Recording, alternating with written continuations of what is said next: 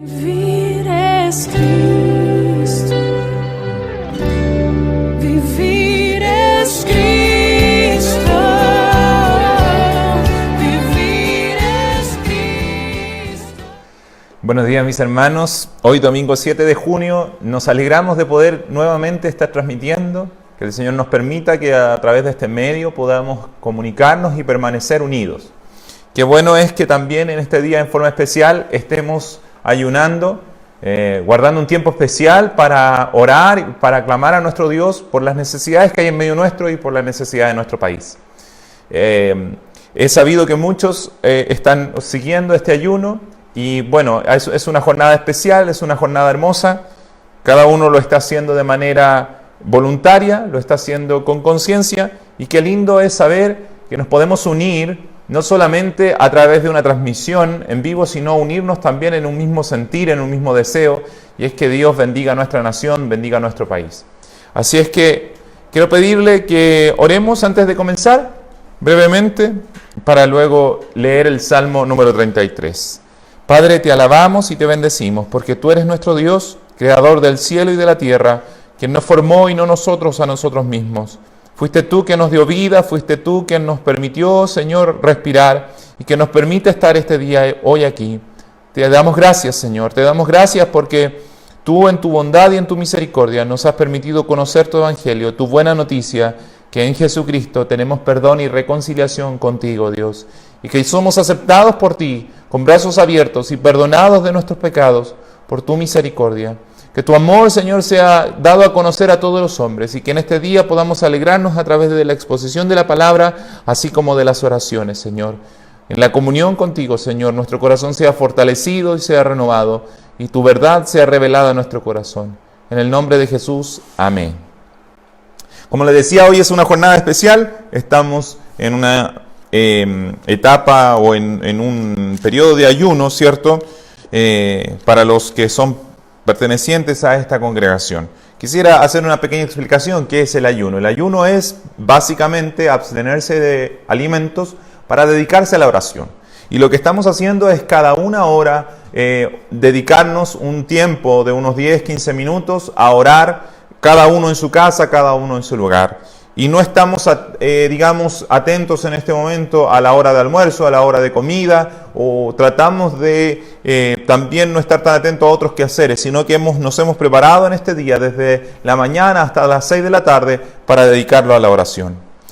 Abra su Biblia en el Salmo número 33, que es el Salmo que nos corresponde leer el día de hoy. Todos los domingos nosotros leemos un Salmo, y hoy vamos a leer el Salmo 33, un Salmo que por lo demás providencialmente tiene mucho que ver con lo que estamos haciendo, y ya lo vamos a explicar por qué. Salmo número 33, dice así la palabra de Dios: Alegraos, oh justos, en Jehová, en los íntegros es hermosa la alabanza. Aclamad a Jehová con arpa, cantadle con salterio y con decacordio, cantadle cántico nuevo, hacedlo bien, tañendo con júbilo. Porque recta es la palabra de Jehová, y toda su obra es hecha con fidelidad. Él ama justicia y juicio, de la misericordia de Jehová está llena la tierra. Por la palabra de Jehová fueron hechos los cielos, y todo el ejército de ellos por el aliento de su boca. Él junta como montón las aguas del mar, él pone en depósitos los abismos. Tema a Jehová toda la tierra, teman delante de él todos los habitantes del mundo. Porque él dijo y fue hecho, él mandó y existió. Jehová hace nulo el consejo de las naciones y frustra las maquinaciones de los pueblos. El consejo de Jehová permanecerá para siempre, los pensamientos de su corazón por todas las generaciones. Bienaventurada la nación cuyo Dios es Jehová, el pueblo que él escogió como heredad para sí. Desde los cielos miró Jehová, vio a todos los hijos de los hombres. Desde el lugar de su morada miró sobre todos los moradores de la tierra. Él formó el corazón de todos ellos. Atento está a todas sus obras. El rey no se salva por la multitud del ejército, ni escapa el valiente por la mucha fuerza. Vano para salvarse es el caballo. La grandeza de su fuerza a nadie podrá librar. He aquí el ojo de Jehová sobre los que le temen, sobre los que esperan en su misericordia, para librar sus almas de la muerte, para darles vida en tiempo de hambre. Nuestra alma espera a Jehová, nuestra ayuda y nuestro escudo es Él.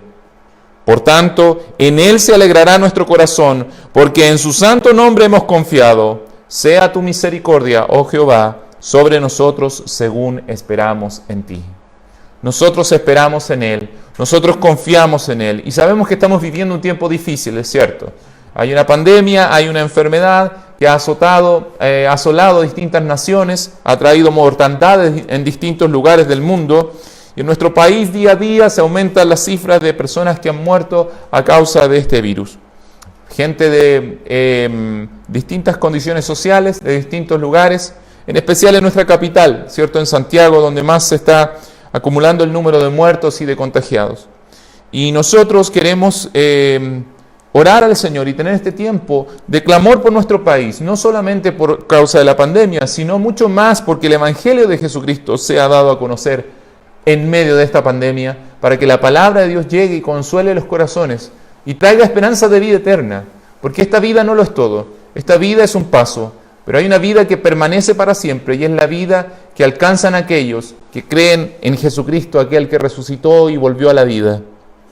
Aquí el salmo que acabamos de leer dice que el rey no se salva por la multitud del ejército, que vana es para salvarse el caballo, que la salvación o la fuerza para salvarse no está en la capacidad humana, en la capacidad de dinero, y vaya que esta pandemia de alguna forma lo ha demostrado. Personas que a lo mejor tenían mucho dinero, pero su dinero no les sirvió para salvarlo. Personas que a lo mejor tenían mucha fuerza, muchos proyectos, muchos sueños, pero no les salvó, no les sirvió para salvarse. Pero dice, he aquí el ojo de Jehová sobre los que le temen, sobre los que esperan en su misericordia, para librar sus almas de la muerte y para darles vida en tiempos de hambre. Nosotros esperamos en el Señor, como dice este pasaje, y hemos decidido estar en oración, estar en clamor, esperando en Él, confiando en Él, porque Él es nuestro Dios, y en Él está puesta nuestra confianza. Creemos que a los que aman a Dios, todas las cosas le ayudan a bien. Y creemos que aún este tiempo de angustia, este tiempo de afligirnos, este tiempo de lamentarnos, de llorar y de estar encerrados, es un tiempo que Dios puede usar para nuestro bien. Así es, un tiempo que parece tan duro, tan difícil y tan, para algunos insoportable, para muchos quieren que por fin termine esto, que pronto termine. Pero nosotros confiamos en el Señor, esperamos en Él y creemos que Él hace su obra, su extraña obra. Y nosotros pedimos, como dice el Salmo al final, sea tu misericordia, Jehová, sobre nosotros, según esperamos en ti. Hemos estado orando entonces este día especial de ayuno por diferentes temas. Partimos a las 9 de la mañana pidiendo, santificado sea tu nombre. Y oramos y cada uno en su casa clamó, cada uno en su casa oró, pidiendo al Señor porque el corazón de los chilenos, porque el corazón de nuestro país se vuelva a Dios y sea Dios honrado, sea Dios temido como Dios. No sea usado en vano su nombre, así como Jesús nos enseñó a orar. Jesús dijo en Mateo capítulo 6, dijo, vosotros pues oraréis así, santificado sea tu nombre. Y esa no fue nuestra primera oración, que nuestro Dios sea honrado como tal, que Él sea temido, que Él sea glorificado. El ser humano se aparta de Dios y como dice el libro de Romanos, no le honra a Dios, sino que honra antes a las criaturas, honra a la naturaleza, honra a los hombres o a los animales. Cree que fue formado por la casualidad, cree que fue formado por la tierra, por la naturaleza, y no honra a Dios y se aparta de Dios. Y cuando sufre y cuando tiene angustia, cuando vienen pandemias, ahí se acuerda de Dios y ahí dice, Dios, ¿dónde estás? ¿Por qué permites este dolor? Después de que el hombre lo abandona, después de que el hombre le da la espalda, no le glorifica como a Dios, sino que en sus propios razonamientos se envanece y cree ser superior al pensamiento de Dios, desecha a Dios y cuando viene la angustia y viene el dolor, ahí dice, Dios, ¿por qué permites este dolor? Siendo que el hombre fue el que se apartó, así como vemos desde el Génesis, siendo el hombre quien toma del árbol y quien decide abandonar a Dios. Nunca Dios quiso abandonar al ser humano. Pero Dios es misericordioso y Dios no nos paga con la misma moneda que nosotros le hemos pagado a Él. Él tiene misericordia de los que esperan en Él, de los que le temen. Y por eso hemos pedido que sea santificado su nombre, que los hombres vuelvan a temer a Dios. Luego oramos, venga a nosotros tu reino. Se haga la voluntad de Dios aquí en la tierra, en todo nuestro país, aquí en Chile, que comience a haber justicia, que comience a haber paz, que comience a haber sanidad también. Que la palabra de Jesucristo sea dada a conocer a las familias. Porque el temor de Jehová es limpio y hace sabio al hombre. Y si los hombres empiezan a temer a Dios aquí en nuestro país y comenzamos a hacer la voluntad de Dios, entonces viviremos en un país en donde habrá paz, en donde habrá bendición. Luego a las 11 de la mañana estuvimos orando por la iglesia de Cristo en Chile, ¿cierto? Para que Dios bendiga a la iglesia, para que Dios santifique al liderazgo de la iglesia en Chile, que hayan hombres que prediquen la palabra con fidelidad a ella y que no se aparten de ella, ¿cierto? Que haya comunión entre los hermanos, que Dios perdone los pecados de su iglesia, que muchas veces hacen que los hombres, que los incrédulos blasfemen el nombre de Dios. Que Dios tenga misericordia. Y ahora vamos a orar por las autoridades de nuestro país. Así es.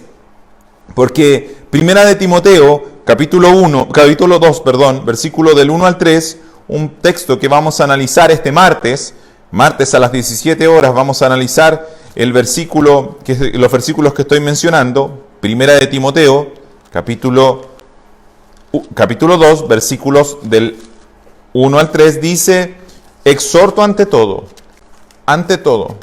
que se hagan oraciones, peticiones, por todos los hombres y por los que están en eminencia. Primera de Timoteo 2 dice: exhorto ante todo a que se hagan rogativas, oraciones, peticiones y acciones de gracias por todos los hombres, por los reyes y por los que están en eminencia. ¿Con qué propósito?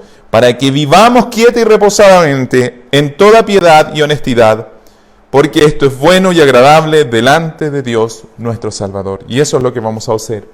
Vamos a orar, vamos a pedir a Dios que Dios bendiga a nuestra nación con paz, que dé sabiduría a nuestras autoridades para el manejo de la pandemia y del país en general, y que podamos vivir quieta y reposadamente en toda justicia y piedad.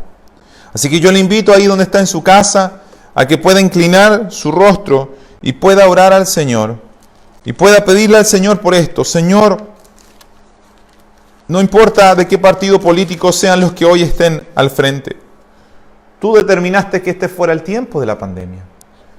Y yo te ruego por los que están gobernando el país, que lo hagan bien, que lo hagan con sabiduría. Así como Proverbios 8, versículos 14 y 16 dice: conmigo está el consejo y el buen juicio.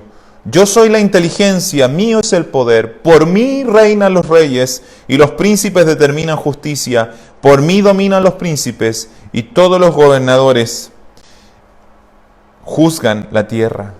Que Dios traiga que traiga sabiduría a aquellos que están gobernando, a aquellos que hoy están al frente del país. Hace estos días hubo un cambio de gabinete. Que Dios bendiga a las nuevas personas que vienen a tomar responsabilidades y que sea hecho esto para bendición de nuestra nación.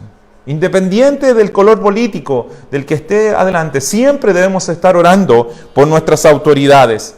Sean nuestras autoridades del gusto nuestro o sean autoridades del otro lado. Siempre debemos estar orando y pidiendo esto, porque esto es lo que Dios dice. Así que una vez más vamos a orar, y allí donde está en su casa le ruego que sea usted clamando al Señor, orando a Dios y pidiéndole que en su misericordia obre sobre nuestra nación. Oremos. Padre eterno, Dios nuestro, Creador del cielo y de la tierra, tú eres soberano sobre todo lo creado.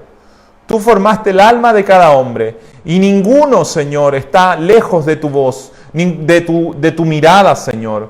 Tú eres Dios y tú miras sobre toda la tierra y conoces las acciones y conoces el corazón de cada ser humano. Te ruego, amado Dios, que bendiga nuestra nación y te rogamos, Padre, unidos por nuestro presidente, por Sebastián Piñera, por los senadores, por los diputados, Señor, por los ministros, Señor, de esta nación, por los alcaldes, por nuestro alcalde, Denis Cortés, Señor, por las autoridades, Señor, de nuestra nación, rogándote, Señor, independientemente de su color político, que tú los bendigas con sabiduría, Señor, que por la posición y por el cargo en el cual están, ellos sean por tu Espíritu, Señor, capacitados con sabiduría para manejar este tiempo. Señor, que quites la arrogancia y el orgullo de sus corazones y permita, Señor, que aún, Señor, a pesar de ellos, Dios, tu gracia se manifieste sobre Chile y tu sabiduría, Señor, sea derramada sobre estas autoridades para que se maneje adecuadamente la pandemia, para que no haya mortandad, mayor mortandad, Señor, ni mayores enfermedades, Dios, para que los recursos sean distribuidos de manera equitativa, de manera justa, para que la ayuda llegue oportunamente, Señor, para que tu gracia, Señor, se derrame sobre nuestra nación.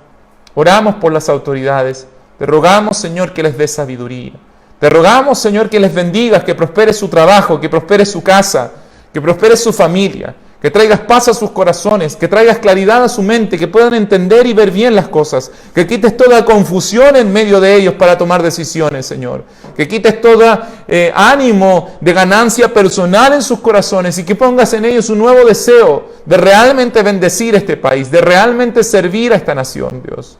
Si otro deseo los llevó a la presidencia o a estar a cargo de algún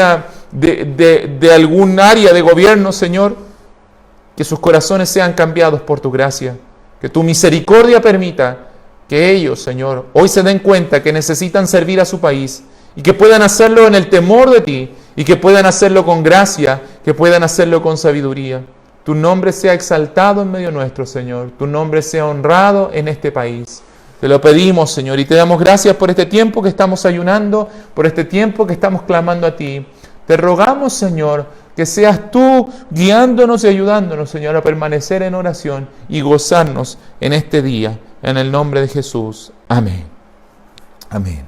Vamos a estar orando así, cada una hora por las distintas peticiones. Y ahora vamos a pasar a la exposición de la palabra de Dios. Dios los bendiga, Dios les dé paz y que podamos ser fortalecidos con su palabra.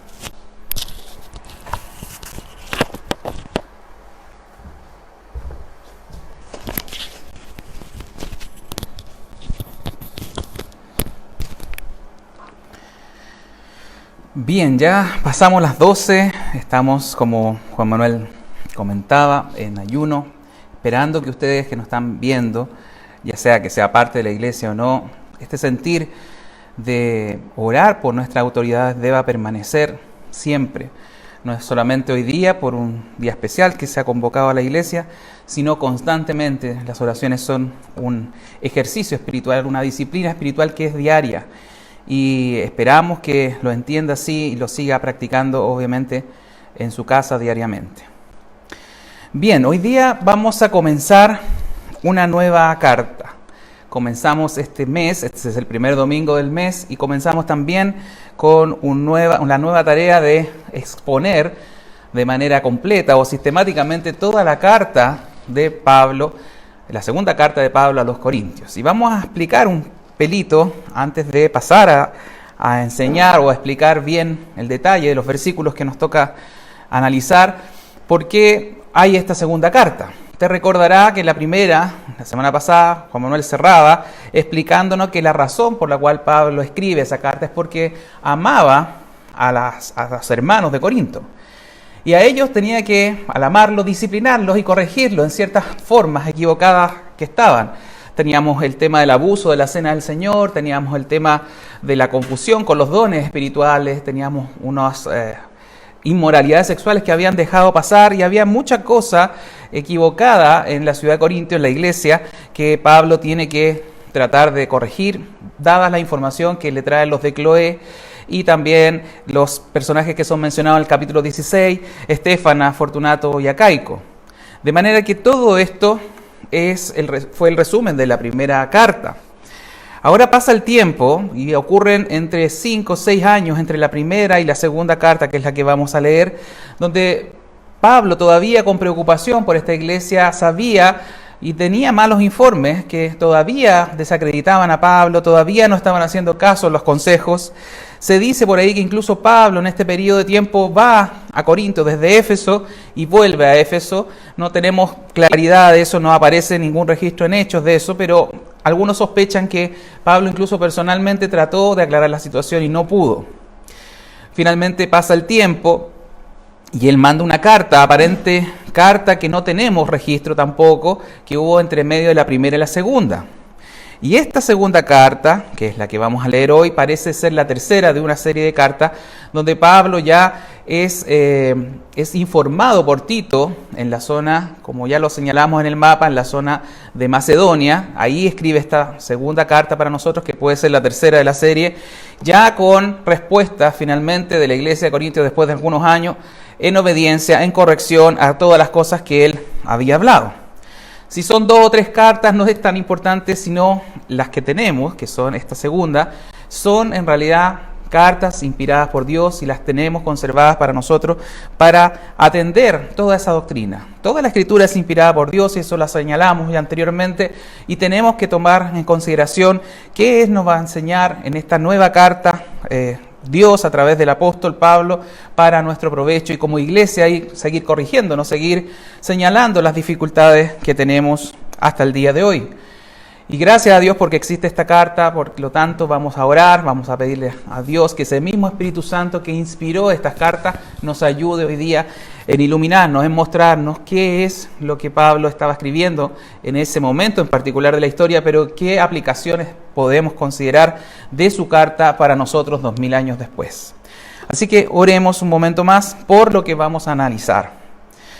Señor, te damos tantas gracias por estar reunidos a través de esta distancia social, pero conectados contigo, conectados con tu Espíritu Santo, pidiéndole que nos guíe, porque ese mismo Espíritu Santo que inspiró todas estas palabras, queremos que nos vuelva a enseñar, que nos vuelva a corregir, que nos vuelva a consolar. Muchas veces que nos vemos en dificultades, nos vemos desesperados en esta vida y sabemos que tu palabra es fuente inagotable de amor, de consuelo y de todas las cosas que tú nos vas a informar por medio de lo que leeremos hoy día.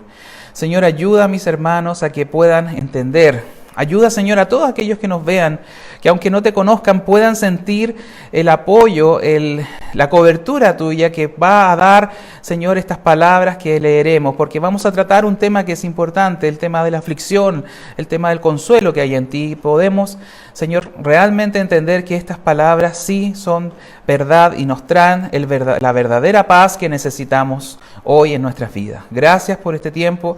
Guíame, ayúdame, Señor, tu Espíritu Santo esté conmigo para poder enseñar correctamente y sacar el máximo de provecho a estos versículos. En el nombre de Jesús te lo pido. Amén. Bien, si tiene su Biblia ahí cerca, por favor ábrala en la segunda carta de Pablo a los Corintios. Vamos a leer del primer capítulo los primeros 7 versículos. Versículos entonces del 1 al 7 y hasta ahí analizaremos hoy. Segunda carta de Pablo a los Corintios, capítulo 1, versículos del 1 al 7. También va a aparecer en pantalla estos mismos versículos para que siga la lectura.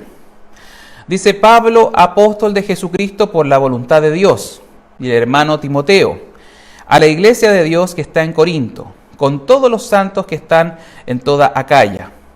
Gracia y paz a vosotros, de Dios nuestro Padre y del Señor Jesucristo. Bendito sea el Dios y Padre de nuestro Señor Jesucristo, Padre de misericordias y Dios de toda consolación, el cual nos consuela en todas nuestras tribulaciones, para que podamos también nosotros consolar a los que están en cualquier tribulación, por medio de la consolación con que nosotros somos consolados por Dios. Porque de la manera que abundan en nosotros las aflicciones de Cristo, así abunda también por el mismo Cristo nuestra consolación. Pero si somos atribulados, es para vuestra consolación y salvación. O si somos consolados, es para vuestra consolación y salvación, la cual se opera en el sufrir las mismas aflicciones que nosotros también padecemos. Y nuestra esperanza respecto de vosotros es firme, pues sabemos que así como sois compañeros en las aflicciones, también lo sois en la consolación. Amén. Hasta ahí. Bueno, el saludo inicial, los primeros 2 versículos, se parece bastante a la primera carta, aunque es mucho más ajustado. Nos recuerda, en principio, que Pablo es apóstol de Jesucristo por un llamado soberano de Dios. Y junto con Timoteo, que estaban en Macedonia, él escribe esta carta, nos señala su colaborador Timoteo, pero pasa rápidamente, después de los 2 versículos iniciales, que son el saludo protocolar, interesantemente a tratar un tema de aflicción y consolación, de tribulación y consuelo. Y realmente tenemos que hablar un poquito de estos conceptos. La verdad es que yo soy un convencido que hoy día nuestra sociedad moderna y nadie en realidad quiere hablar de los conceptos de dolor, de tribulación, de angustia. Se trata de manejar eso como que fuera una realidad que no existe. Creo que en las otras épocas de nuestra historia era mejor aceptado, pero hoy día, en nuestra modernidad, donde ha crecido la tecnología, donde tenemos, ¿no es cierto?, tecnologías y científicos que pueden desarrollar, por ejemplo, anestesia que evita el dolor. Tenemos también económicamente muchos bienes y servicios, bienes de calidad, servicios de calidad que hacen que a la población se le ofrezca de una manera directa, ¿no es cierto?, mejores expectativas de vida. Y entonces eso nos envía señales, al día de hoy, a todos nosotros, de que el sufrimiento, que el dolor, que el pasarla mal no debe ser aceptado bajo ningún punto de vista. Y todo lo contrario, de que se nos habla que debemos tener felicidad, diversión, comodidad para nuestra existencia. Es casi la norma. Si usted piensa bien, eso es lo que se nos dice a través de los medios de comunicación. Todas las publicidades, todas las comerciales que nos dan en la televisión, en la radio, apuntan a un bienestar, a que la vida sea fácil, a que la vida sea feliz. Pero déjeme decirle que ese enfoque, no solamente a la luz de la Biblia, que lo vamos a explicar, sino que a través de la misma experiencia humana no es verdadero, no es correcto. Si somos honestos, piense desde un principio de su existencia, cuando usted salió del vientre materno, donde usted estaba cómodo, estaba bien alimentado, donde tenía todas las condiciones para su desarrollo, sale desde el primer momento a un mundo que es inhóspito, que tiene pocas seguridades y por eso el niño llora. Lo primero que hace el bebé es llorar, tal vez una aproximación inicial a lo que le va a tocar vivir el resto de la vida. Yo diría, es más, que todos alguna vez hemos sufrido en esta vida. Todos pasamos por esta vida con sufrimiento y dolor. No hay nadie que pueda decir, nunca me ha pasado nada, siempre he sido feliz. Aunque usted haya tenido una casa con buenos padres, con personas que lo querían, que lo protegieron, que le dieron sus necesidades, igualmente nos toca sufrir. Si a usted le iba bien en el colegio, seguramente iba a sufrir bullying por parte de sus compañeros. Si a lo mejor iba bien en las cosas de colegio, no sufría bullying, pero a lo mejor por ahí se enamoraba y no era correspondido, también sufría por amor. Si, por ejemplo, en su vida tenía familiares queridos, personas cercanas, vecinos, amigos, que terminaron con su vida, que partieron de su lado, se trasladaron de ciudad, etc., también sufrió por la pérdida de ellos. Y aún más con pequeñas cosas, como tener una mascotita, un pequeño gatito o perrito, si el perrito se le murió, ¿cuántos de nosotros sufrieron por la pérdida de ese animal y esa mascota querida? Por tanto, no se trata de ponernos ahora todos a llorar y decir que dura ha sido nuestra vida, pero sepa que parte de la vida es el sufrimiento, que hay parte de aflicción en la medida que nos desarrollamos y vamos creciendo. Aún hoy día con todo como le decía, este orquestamiento de ideas que se nos dan a entender de que usted debe ser exitoso, debe ser feliz, debe tener todo, no puede haber pobreza entre nosotros, bueno, eso agrega no solamente una expectativa falsa, sino que angustia por querer tener económicamente todo lo mejor. Y ahí entonces volvemos a sufrir, porque no todos pueden tener todo. Por lo tanto, la vida es difícil, la vida realmente tiene aflicciones. Y si vamos al tema bíblico, desde los primeros versículos, desde los primeros capítulos del libro de Génesis, se nos señala que este mundo fue dañado por la desobediencia de Adán. No quiero releer esos capítulos ni esos versículos, pero usted sabe que en el momento que Adán pecó, todo este mundo bueno que había sido creado en gran manera se dañó. Y la tierra está maldita por nuestra causa.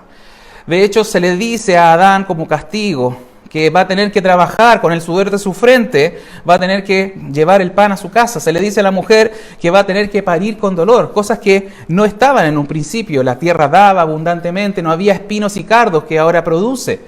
De manera que por donde lo veamos, desde el punto de vista bíblico o del punto de la experiencia de nuestra realidad común, de la vida, tenemos que aceptar que hay sufrimiento, que la vida es difícil, que estamos en un mundo que sufre y que nos hace sufrir.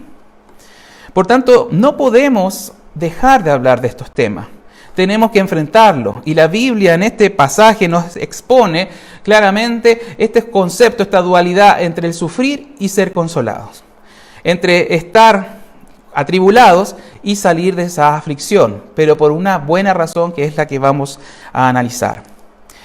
¿Qué podemos hacer entonces para escapar de las tribulaciones, conseguir alguna tranquilidad, alguna paz? Bueno, yo sé que el mundo nos da muchas lecturas, nos da muchas informaciones que son realmente equivocadas. Se nos habla de hablar lo positivo, de decir buenas palabras, atraer buenas vibras, y así hay una serie de remedios que son más bien psicológicos o, podríamos decir, supuestamente espirituales, que nos tratan de dar un poco de tranquilidad a nuestras mentes.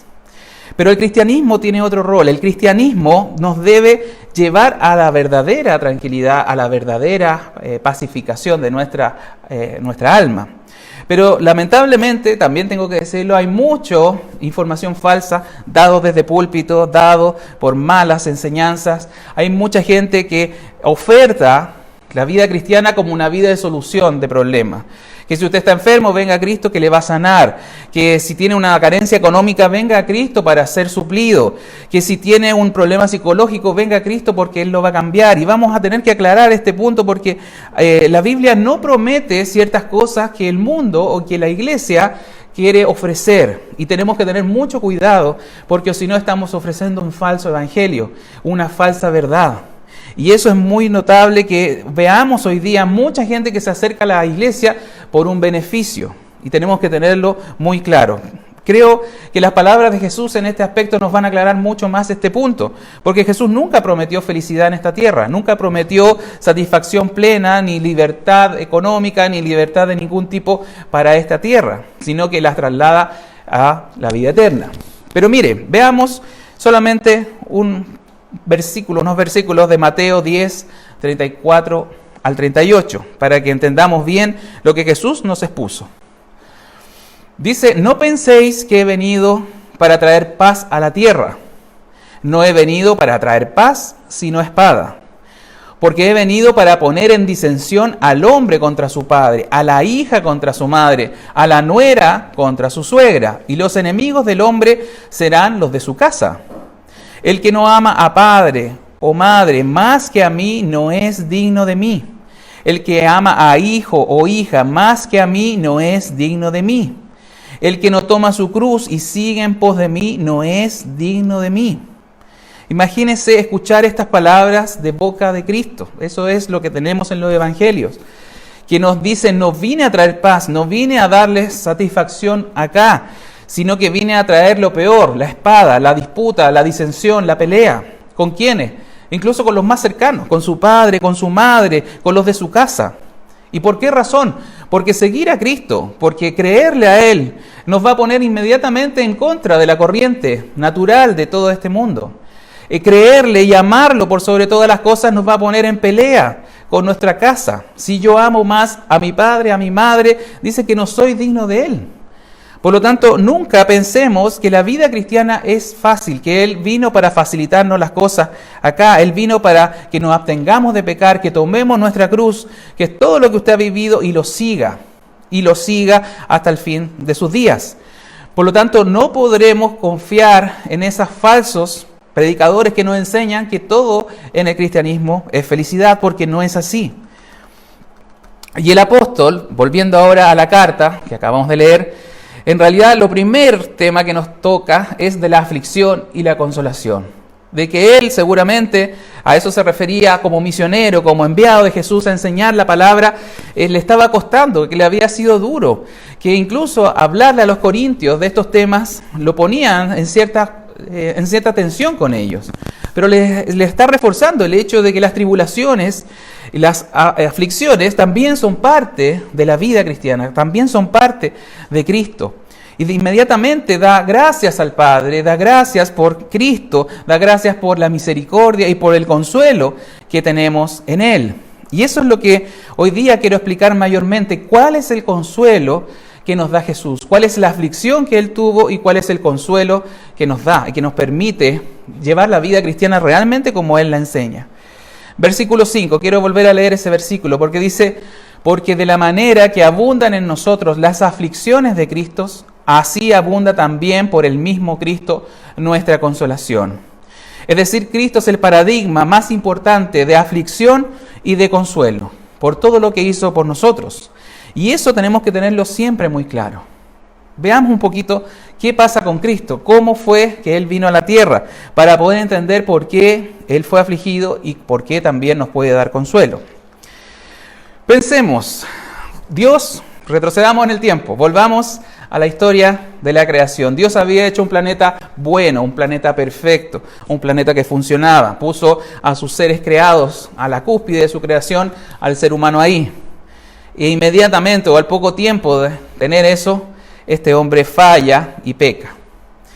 La Trinidad estando en el cielo, Jesús estando en el cielo, con todos los ángeles a su disposición, con todo en orden, donde no había aflicción, no habría dolor, no habría pecado, donde hasta el día de hoy todo funciona bien, deciden como Trinidad venir a la tierra. Y Jesús viene y decide venir a la tierra por su propia decisión. No había nada que el ser humano le aportara, no lo iba a hacer más santo, no lo iba a hacer mejor persona, no había nada que ganar en esta tierra por causa del ser humano. No nos necesitaba. Podría haber hecho desaparecer toda la creación y haber recreado un hombre nuevo conforme a un nuevo modelo o a un nuevo deseo. Pero ahí, estando los tres en acuerdo, decide Jesús venir a la tierra. ¿Y qué cree que pasó cuando llegó a la tierra? Inmediatamente cuando llegó y nació, ya Herodes, como usted debe saber en los evangelios, ya quiso matarlo. Buscaba al niño para matar y mató a muchos niños inocentes mientras Jesús arrancaba hacia Egipto. Luego, como todos en la vida, probablemente en la medida que nos desarrollamos, vamos teniendo problemas. Creo que Cristo nunca fue un niño, ¿no es cierto?, que estuvo exento de dificultades. Al contrario, la Biblia nos relata, por ejemplo, que sus hermanos no creían en él, en Juan 7:5. Probablemente, a lo mejor tuvo conflictos con vecinos que le hicieron bullying, que le pasaron a lo mejor la cuenta, que lo molestaron en los estudios, etc. No creamos que Jesús vivió una vida sin dolor, sin aflicción. Ahora, cuando llegamos a su ministerio, pensemos un poco en eso, cómo fue su desarrollo. Ya con 30 años aproximadamente comenzando a predicar, ¿no es cierto?, acerca del arrepentimiento, acerca del pecado, tampoco le fue muy bien. A pesar de lo que único que hizo fue beneficiar a la gente. Les sanó sus enfermedades, expulsó demonios, les dio de comer cuando tenían hambre, convirtió el pan y los peces, los multiplicó de manera que ninguno se fue con hambre. Así todo, ¿qué hizo la gente? Lo odió y buscó su muerte. ¿Qué es lo que dice Jesús al respecto cuando se enfrenta a esta realidad en Juan 15:25? Les leo, dice: pero esto es para que se cumpla la palabra que está escrita en su ley. Sin causa me aborrecieron. Qué dolor debe haber sido para este Salvador del mundo, a este hombre este Dios que se hizo hombre, que no tenía ninguna necesidad de hacerlo, venir acá a ser odiado, a ser aborrecido sin ninguna causa. Solamente por hacer el bien, solamente por decir la verdad, le fue mal. Y se juntan entonces los principales sacerdotes y deciden dárselo a los romanos para que lo crucifiquen. Y finalmente el acto final de injusticia es eso, que el hombre más justo y más bueno de este mundo, el que nunca hizo pecado, que no abrió su boca con engaño, finalmente es salvajemente golpeado y finalmente crucificado como el peor de los criminales. ¡Qué injusticia grande! ¿Y por qué es tan importante que nos refresquemos la mente con respecto a los sufrimientos de Cristo y entenderlos de la manera correcta?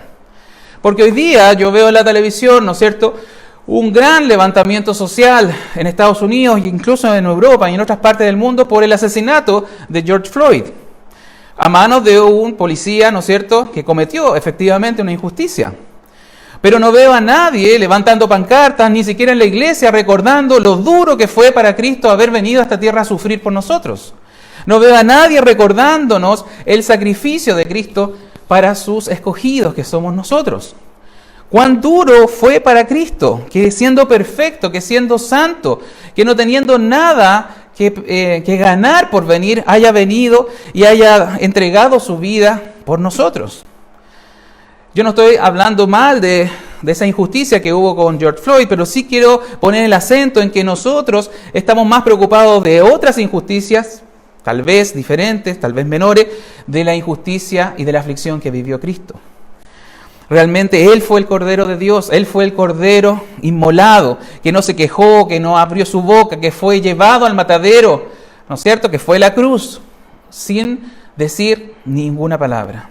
Eso sí que es un sacrificio, eso sí que es una aflicción.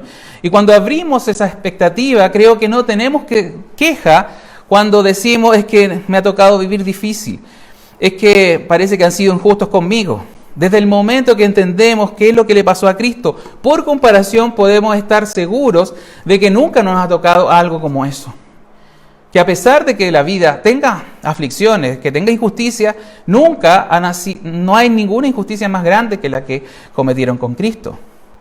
Charles Spurgeon escribe, tocante a este tema, dice: la idea de que estamos solos en nuestras pruebas debe eliminarse de una vez para siempre. Pues el que es la cabeza de todos los santos conoce por experiencia el dolor que solemos considerar exclusivamente nuestro. Creemos que nosotros somos los únicos que sufrimos y no nos acordamos de que Cristo bajó a la tierra a sufrir. Cada vez entonces que tengamos quejas de nuestra existencia, que le digamos a Dios por qué me está pasando eso, que miremos a Dios con desconfianza, que no nos contesta las oraciones, que nos mira a lo mejor de distancia, creyendo que somos los únicos que sufrimos en este mundo, tenemos que pensar y mirar en Cristo. Eso es lo que nos dice Hebreos. Quiero leer también esos versículos. Hebreos 12, 2 y 3. Mire lo que dice. Puesto los ojos en Jesús, el autor y consumador de la fe, el cual por el gozo puesto delante de él, había un gozo que él iba a recibir al cumplir su sacrificio, sufrió la cruz, menospreciando lo oprobio, menospreció toda la afrenta que le hicieron y se sentó a la diestra del trono de Dios. Considerad a aquel que sufrió tal contradicción de pecadores contra sí mismo, para que vuestro ánimo no se canse hasta desmayar. Hermano, considere a aquel, cada vez que esté en aflicción, cada vez que esté mal, mire a Cristo. Considérelo, que sufrió una contradicción en sí mismo, porque no siendo nada pecador, fue calificado como el peor de los pecadores. Y así nuestro ánimo no se canse hasta desmayar. Este es un punto importante. Por comparación, nuestras vidas con la de Cristo, no hay nadie que haya sufrido tanto como Él. Y entonces, viendo la aflicción de Él, ya empezamos a tener consuelo de lo que nos pasa en este mundo. Pero le aviso que hay más consuelo en Cristo. Y eso también es una buena noticia. El consuelo no es solamente eso, el saber que Él la pasó peor que nosotros. Por comparación podemos estar mejor que Él. Pero Él vino y posibilitó algo mucho más grande que ese consuelo, que fue la salvación de nuestras vidas. A pesar del dolor, del sufrimiento en la cruz, sabemos que Él resucita, que Él sale de la tumba y que Él logra vencer la muerte y nos da vida eterna en el cielo. Este fue el gran soporte que tuvo la iglesia del primer siglo, especialmente ellos. ¿Por qué? Porque la mayoría de ellos vio a Jesús resucitado. Pedro, Juan, todos aquellos que murieron como mártires, sacrificados en cruces, decapitados, echados a los circos romanos, fue porque vieron a Jesús resucitado. O bien escucharon de primera fuente a alguien que lo vio, a sus antepasados, a su abuelo, a su tío. Los más niños escucharon que vieron a Jesús salir de la tumba. Recuerde que en Corintios nos dice que más de 500 personas lo vieron. Por lo tanto, esa información les daba valentía y fuerza porque sabían que la esperanza no era en este mundo. La aflicción y lo que pasamos duro por acá no se compara con la gloria y con la perfección de estar en el cielo. Porque de otra manera, ¿cómo podríamos tener esperanza en este mundo si este mundo es malo, este mundo está caído, está corrompido? Si no fuese con la esperanza que es la vida eterna. Pensemos en otro episodio de la historia. A mí me gusta ver películas y a veces leer algunos libros.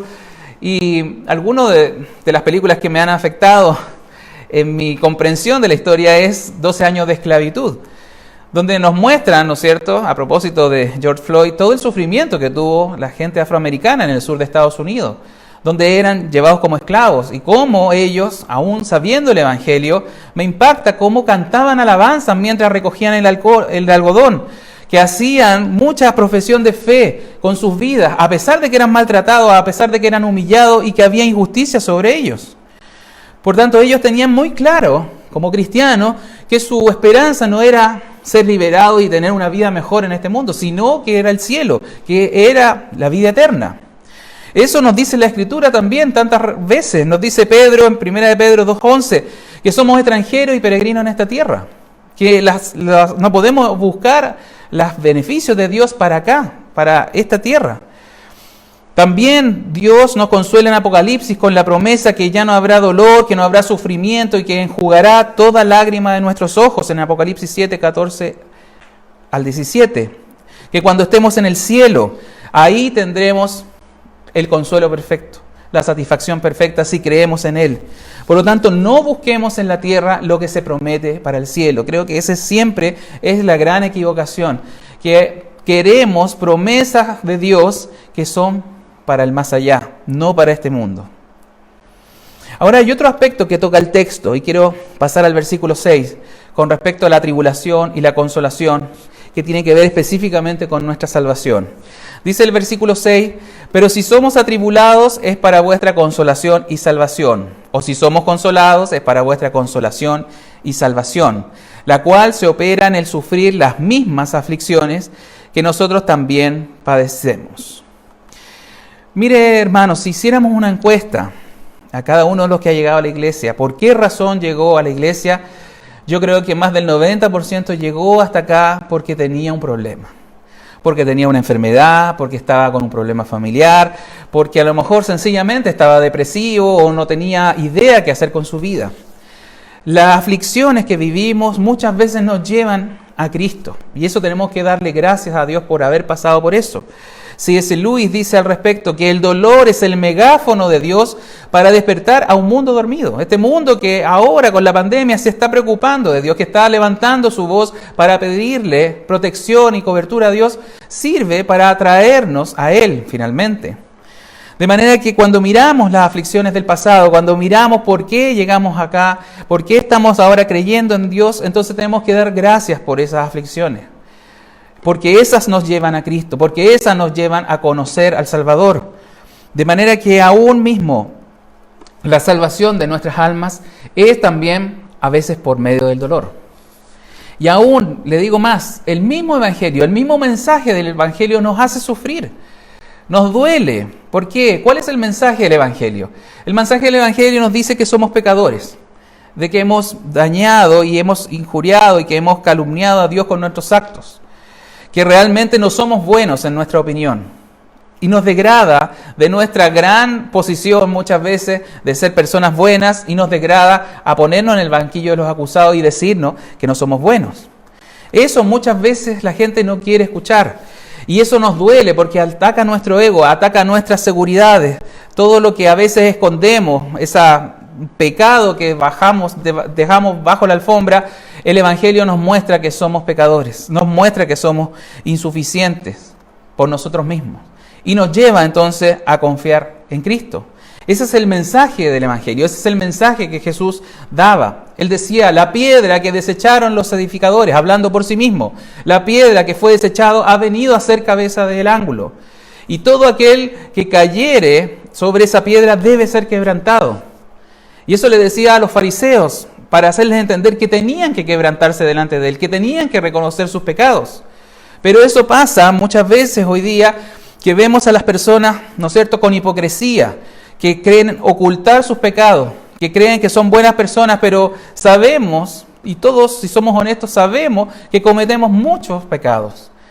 Y el fariseo se jactaba de que no tenía por fuera ningún elemento pecaminoso, pero Jesús les decía que estaban llenos de huesos y eran sepulcros por dentro. ¿Por qué tenemos que entender que Cristo nos quebrante? Porque de otra manera usted no puede ser salvo. De otra manera no puede recibir el perdón. Si usted se cree una persona buena, entonces nunca va a recibir el perdón. Jesús dijo, yo no vine a buscar a los justos, vine a buscar a los pecadores.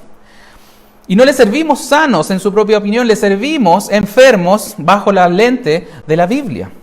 Por lo tanto, el mismo mensaje del Evangelio nos daña, nos hiere, pero a la vez el Evangelio nos cura, nos sana. Y tenemos que aceptar esa verdad, porque de otra manera no vamos a recibir consuelo en Cristo, si no aceptamos la gran verdad del Evangelio. Finalmente, el texto nos cierra con una dosis de aliento. Dice el versículo 7, y nuestra esperanza respecto de vosotros es firme, pues sabemos que así como sois compañeros en las aflicciones, también lo sois en la consolación. Es decir, si nosotros entendemos este concepto de la tribulación, de la aflicción, que tenemos que pasar por Cristo, que muchas veces no nos van a querer por defender la verdad, que muchas veces por hacer lo correcto, a lo mejor en el trabajo, por no hacer ninguna cosa fuera de norma, nos van a agredir nuestros compañeros, o en la casa por no hacer algo ilícito, vamos a tener una mala respuesta de gente cercana. Si no entendemos que debemos ser afligidos y compartir esa aflicción con toda la historia de la iglesia, de creyentes que sufrieron, que hasta dieron su vida por mantener y sostener la verdad de Dios, entonces no vamos a tener consolación. Por lo tanto, esa dualidad, el consuelo viene después de ser afligido. Y si somos afligidos por Cristo, quiere decir que vamos por el camino correcto. Quiere decir que estamos haciendo el cristianismo que la Biblia nos enseña. Hoy día se enseña otro cristianismo, sin dolor, sin sufrimiento, sin ninguna circunstancia mala. Y eso no es verdad. Los apóstoles sufrieron en carne viva, en ellos mismos, esta situación que parece contradictoria, el sufrir por Cristo, pero a la vez ser consolados en Él. Nosotros no podemos ser diferentes. El cristianismo de hoy es igual que el de hace 2000 años. Necesitamos entender que si somos afligidos, entonces también tendremos consolación. Pero nadie puede venir a Cristo sin ser dañado, sin ser herido por el mismo mensaje. 2 Timoteo 2:12 nos dice, y con esto cierro, si sufrimos, también reinaremos con Él. Si le negaremos, Él también nos negará. Un resumen interesante de estos conceptos. Si sufrimos, si estamos sufriendo por la causa del Señor, si estás sufriendo por hacer la voluntad de Él, si sufrimos porque a lo mejor el mundo no nos entiende, porque a lo mejor se siente bicho raro dentro de esta sociedad que está corrupta y perdida, entonces reinará un día con Él. Pero si le negamos y vamos por el camino de la facilidad, de seguir pecando, de no abstenernos, no tomar la cruz de Cristo, entonces Él también nos negará en el día del juicio. Por lo tanto, tengamos claro que sufrir es el camino del cristiano, es el camino de Cristo. Él tomó una cruz y en ese momento sabían perfectamente lo que significaba una cruz, porque habían visto muchas crucifixiones de los romanos. Cuando Él dijo, yo voy a tomar una cruz, entonces le ofrezco para seguirme, que la tomen ustedes y me sigan, Él sabía de lo que hablaba. Pero hoy día se nos ha olvidado un poco el mensaje del Evangelio, el mensaje cristiano. Y tenemos con estos conceptos, con estos textos, que volver a recordarnos cuánto sufrió Cristo, pero cuánto consuelo tenemos en Él. Oremos y demos gracias y toda la gloria a Dios por esto. Señor, estamos reunidos nuevamente un domingo más, orando y pidiendo que tu palabra nos cambie, Señor. Sabemos que no hay ninguna otra herramienta que tú tengas para transformar nuestras vidas.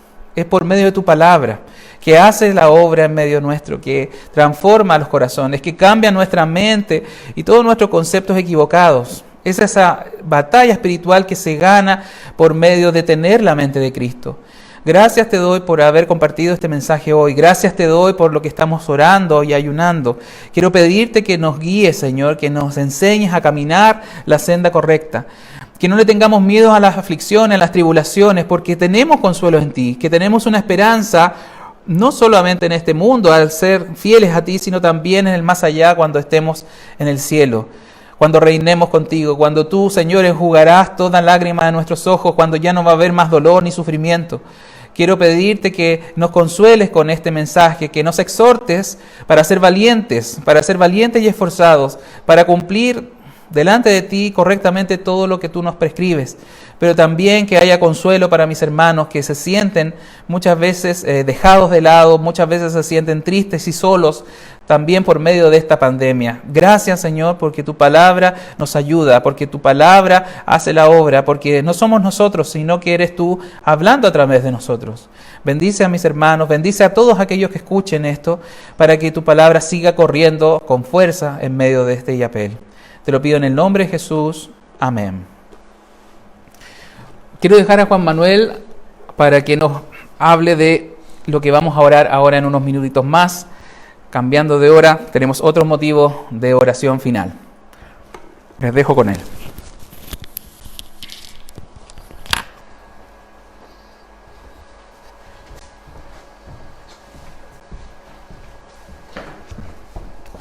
Así es. Confiamos en nuestro Dios. Y ahora a la una, vamos a estar orando por lo que hemos titulado Líbranos del mal, ¿cierto? Pero entendiendo que el mal no es aquello que el mundo llama el mal, como me fue mal en un negocio, me fue mal en una empresa y por eso me está yendo mal o tuve alguna enfermedad, sino que Dios en su misericordia permita que todo lo que ha sucedido en nuestro país suceda para la expansión del Evangelio y no para la destrucción de nuestra nación. Así es como Jesús nos enseñó a orar. En Mateo capítulo 6, versículo 13 dice: no nos metas en tentación, mas líbranos de todo mal. Que Dios nos libre del mal, que Dios libre a nuestra nación de mortandad y hambruna por causa del coronavirus. Que tenga misericordia de Chile, que Dios tenga misericordia de los chilenos y bendiga los hospitales, bendiga a los trabajadores de salud para que muchas personas puedan ser tratadas oportunamente. Así es que vamos a terminar ya la reunión del día de hoy.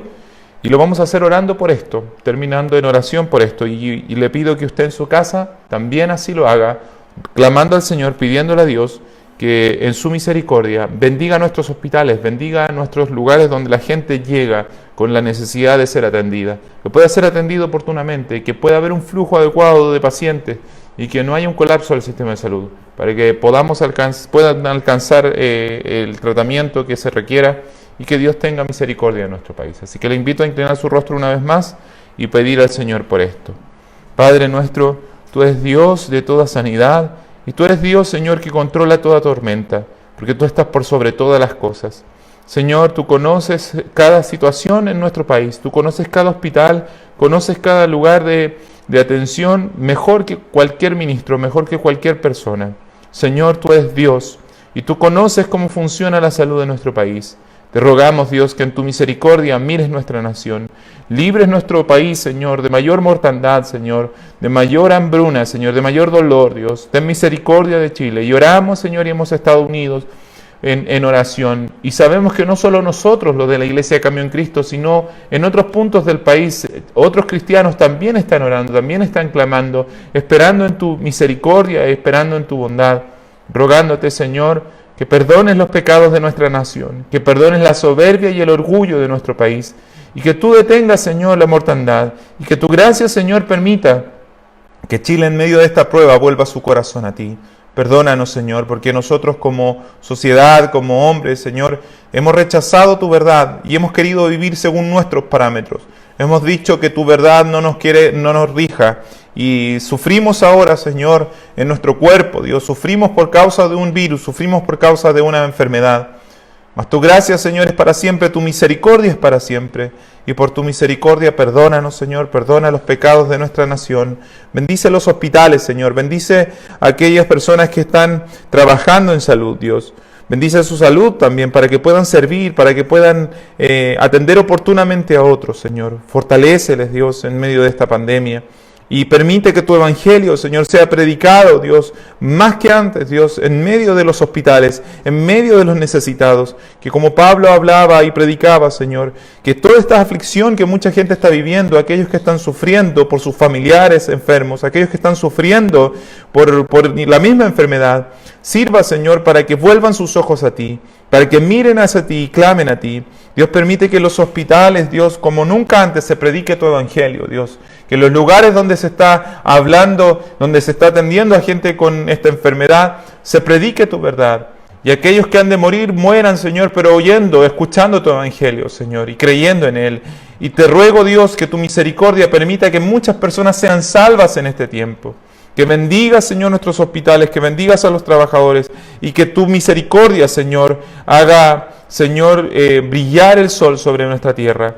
Que detengas la mortandad, y te detengas, Señor, y no permitas que haya hambruna, Dios. Oramos por aquellos que no tienen alimento, oramos por aquellos, Señor, que están en necesidad, oramos por aquellos que están en la calle, oramos por los extranjeros, Señor, oramos por los inmigrantes que están en nuestra nación, rogándote que tu misericordia pueda permitir que ayuda oportuna llegue a ellos, Señor. Y ayúdanos a nosotros, como hijos tuyos, ser agentes de esa bendición también para los que están en necesidad.